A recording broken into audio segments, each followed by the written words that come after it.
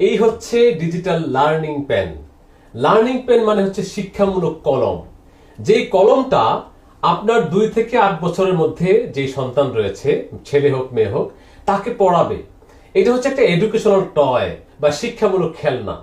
এই কলমটা আপনার সন্তানকে পড়াবে, গান শোনাবে, ছড়া শেখাবে, কবিতা শোনাবে, সবকিছু তার জন্য একটা চমৎকার বন্ধু হবে এই কলমটা। এই কলমের সাথে রয়েছে 20টি ডিজিটাল বই।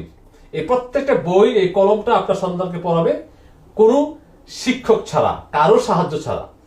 এই কলমটা শুধুমাত্র অন এবং অফ একটা বাটন দেওয়া আছে।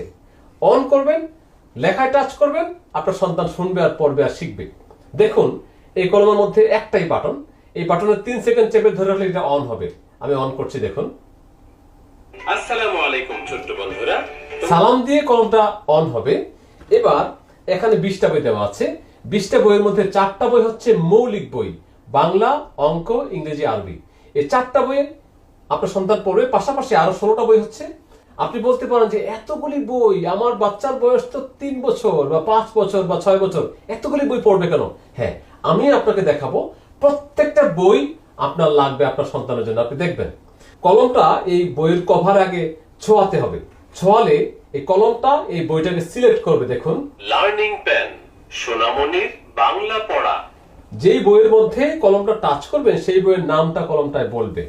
এবার আমি ভেতরে স্বরবর্ণ, ব্যঞ্জন বর্ণ আপনি শিখতে চান বা আপনার সন্তান শিখতে চায়, তাহলে টাচ করুন। রস্য ই, রস্য ই, রস্য ই, রস্য ই। অর্থাৎ একজন টিচার আপনার সন্তানকে পড়াবে। আপনার সন্তান বারবার বারবার শুনে শুনে শুনে শুনে শিখে ফেলবে। তারপরে দীর্ঘ উ, দীর্ঘ উ, দীর্ঘ উ, দীর্ঘ উ। খ, খ, ঠ, ঠ, ঠ, ঠ। এই হচ্ছে স্বরবর্ণ, এই হচ্ছে ব্যঞ্জন বর্ণ। এবার চলুন আমরা ভেতরে পড়বো। অর্থাৎ প্রত্যেকটা বর্ণ দিয়ে 2টা করে শব্দ দেওয়া আছে, সাথে একটি ছোট্ট ছড়া দেওয়া আছে। আমি দেখাচ্ছি, দেখুন। ধরুন প। প, প, প, প। পতে পাখি, পতে পাখি, পতে পাখি, পতে পাখি। পড়ো, পতে পড়ো।